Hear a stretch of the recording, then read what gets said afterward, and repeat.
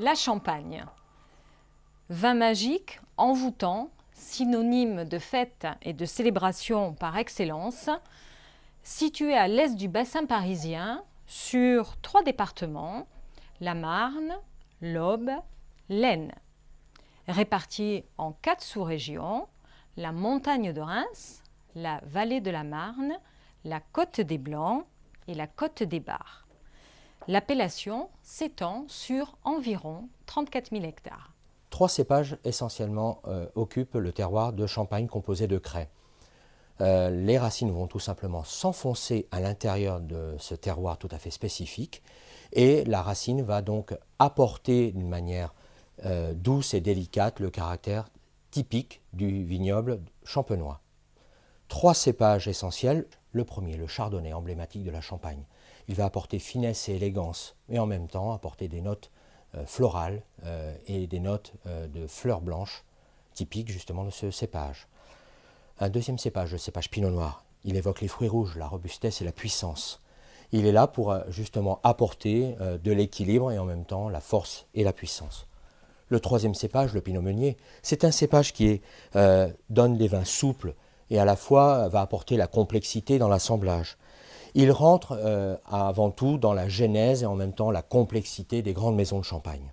En Champagne, on produit majoritairement des vins effervescents en appellation Champagne. Mais on produit également des vins tranquilles en appellation Coteaux-Champenois. Et on produit également une toute petite production, mais qui est très très confidentielle, en rosé d'Hérissé. La magie de l'effervescence. Dans un premier temps, pour faire du champagne, on va commencer par faire du vin. Ensuite, on y rajoute du sucre et des levures. On va descendre donc ces bouteilles bouchées en cave fraîche, sur latte, pour ce que l'on appelle la deuxième fermentation, qui se nomme également prise de mousse. Après minimum 15 mois d'élevage sur latte, les bouteilles sont mises sur des pupitres pour le remuage. La deuxième fermentation a provoqué du gaz carbonique et également un dépôt dû aux levures mortes. Le remuage sur pupitre va permettre d'entraîner doucement le dépôt vers le bouchon et de pouvoir l'expulser à l'aide du froid. Cette dernière opération s'appelle le dégorgement.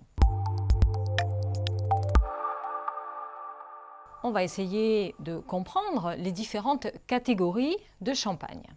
Le brut sans année est un champagne où on va assembler différents cépages, différents villages, différentes presses et également différentes années. Il correspond réellement à la signature de chaque maison. Le brut millésimé, c'est le même assemblage que le champagne précédent. Il correspond à une cuvée unique, à part, de la même récolte pour en tirer donc le meilleur lot. Le rosé, seule région où l'on peut mélanger du vin blanc et du vin rouge pour obtenir la couleur souhaitée. Le brut sélection, c'est un assemblage de grands crus, ici uniquement en blanc de blanc et en blanc de noir. Le blanc de blanc, issu uniquement à partir de chardonnay, ici représenté sur un grand cru. Le blanc de noir, qui est ici donc un 100% cépage pinot noir sur un grand cru, il symbolise justement la puissance de l'effervescence par rapport à ce cépage pinot noir. Il peut être aussi en pinot meunier. La grande cuvée. L'assemblage ici devient un art. Cette création symbolise l'exception. C'est un vin vraiment très rare qui restera sur lit jusqu'à 10 ans pour certaines maisons.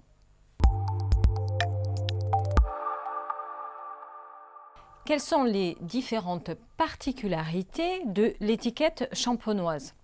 Outre les mentions grand cru, premier cru, brut, demi-sec, sur chaque étiquette figure un numéro d'immatriculation délivré par le Conseil interprofessionnel des vins de Champagne. Et les initiales alors? Plusieurs possibilités. La première, la plus commune à toutes les grandes maisons de Champagne, NM, le négociant manipulant. C'est une personne qui possède ou non un vignoble, mais qui achètent tout ou en partie des raisins qu'ils vinifient et élèvent afin d'en assurer donc la commercialisation en bouteille.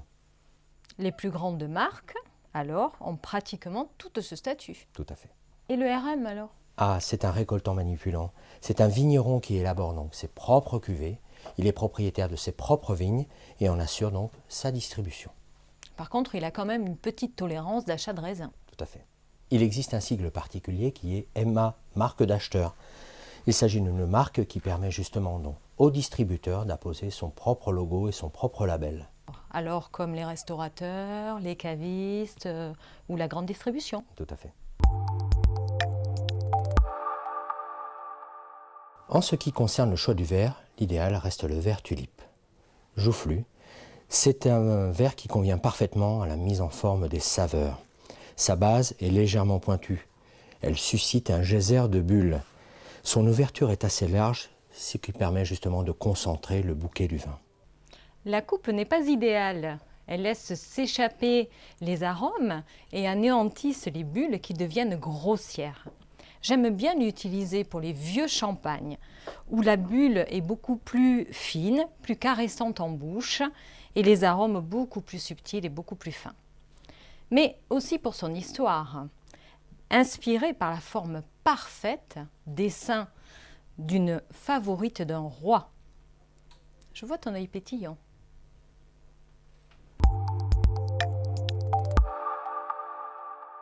En ce qui concerne les grands formats, généralement les convives sont interpellés par le volume de ces grandes bouteilles. Inspirées des noms bibliques et des noms de rois, ce type de bouteilles vont généralement du quart jusqu'aux 30 litres.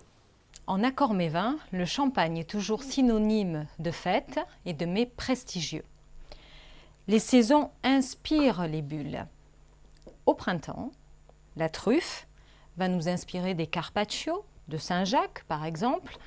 L'été, c'est plutôt l'honneur avec les fruits rouges, sous différentes formes, comme des soupes, comme des sabayons, comme des pâtes ou même des crèmes.